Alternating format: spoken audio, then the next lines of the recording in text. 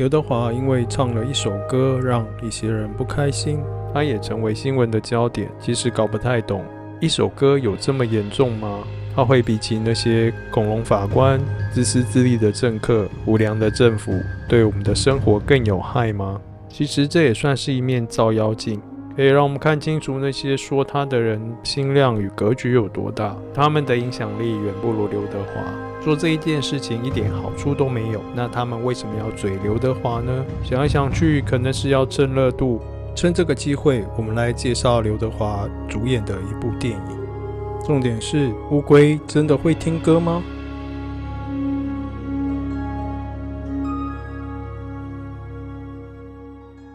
今天我们要探讨的电影是2003年由杜琪峰和韦家辉联合执导的经典香港电影《大智佬》。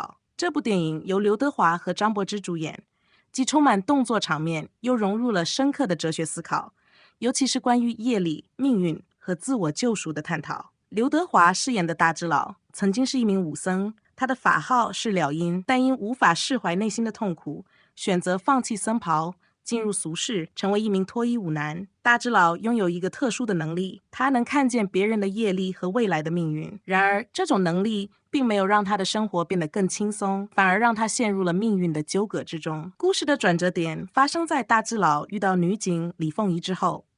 他与李凤仪合作解决了一些案件，但渐渐的，他发现无论自己如何努力，李凤仪的命运似乎早已注定，无法改变。影片透过这种设定，呈现出宿命的压力与挣扎。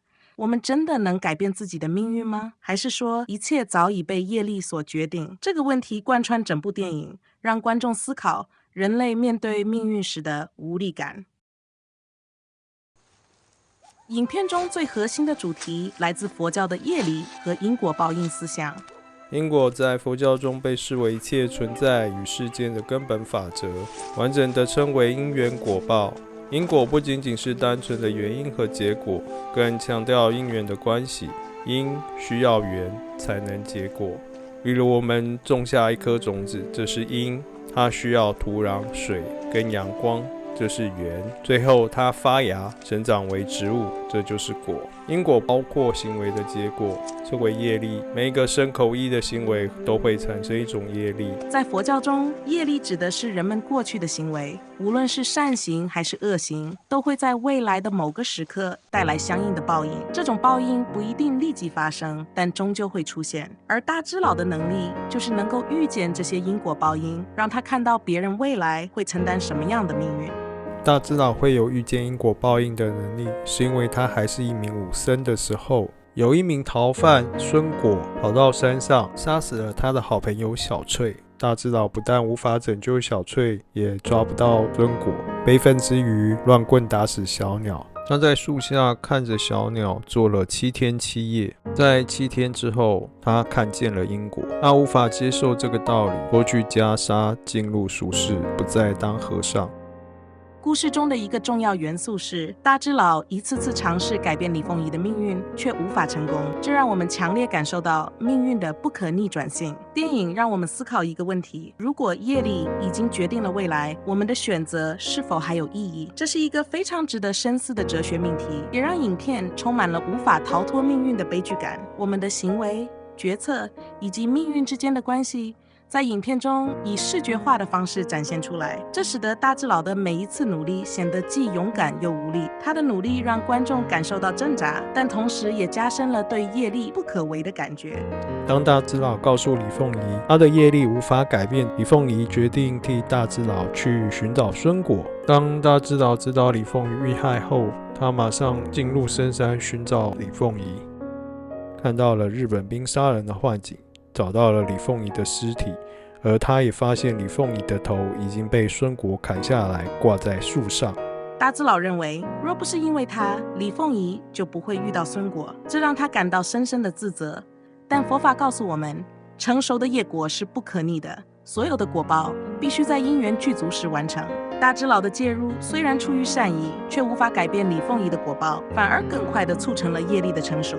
盛怒的大智佬追着孙果进入了一座石窟，这座石窟是一座隐喻。大智佬在这时候进入了自己的内心，与自己对话。他挣扎着，不断地辩证因果与业力的关系。就在这个过程中，透过了一场武打戏，他顿悟了因果的法则。他透过帮助李凤仪想改变因果，同时完成无法拯救小翠的救赎。他开始意识到，所有的果报都是基于过去的因，李凤仪的命运是他前世行为的结果，而他的介入并非改变因果的力量，而只是助缘的一部分。在这个时空中，他接受了，他明白了，如是因，如是果。佛只看当下种的因。这句话体现了佛法中的核心思想：过去的因果已然成熟，无法改变，但当下的行为却能塑造未来的因缘。大智老的抗拒让他深陷痛苦，而他的顿悟让他学会了接受因果，专注于当下的善行。当大智老真的明白因缘果报不可逆，他知道小翠该死，那只被他乱棍打死的小鸟该死，李凤仪的果报也是应该的。于是他继续在深山里寻找孙果。几个月之后，他在深山里将孙果带回。他不仅与孙果和解，也重新披上袈裟，完成自己内心的救赎。如是因，如是果，不仅是佛法对因果运作的简洁总结，也是对人生的一种智慧启示。大智老用佛法中的因果观，让我们深刻理解了命运与业力的运作法则。影片揭示了一个重要的道理：所有的果报都源自过去所种下的因，而我们在当下所作所为，又将成为未来的因。佛只看当下种的因，每一个身口意造作的因，我们都必须要小心谨慎，不管是善因或恶因，它都会带来相应的结果。大智老的经历告诉我们，面对无法逃避的果报，接受过去，珍惜当下，用善行种下未来的善因。这也是影片的核心启示。只有当我们懂得顺应因果，尊重业力，才能真正与自己的命运和解。如果你喜欢这样的内容，别忘了点赞、订阅，并在评论区分享你的观点。万般带不走，只有业随身。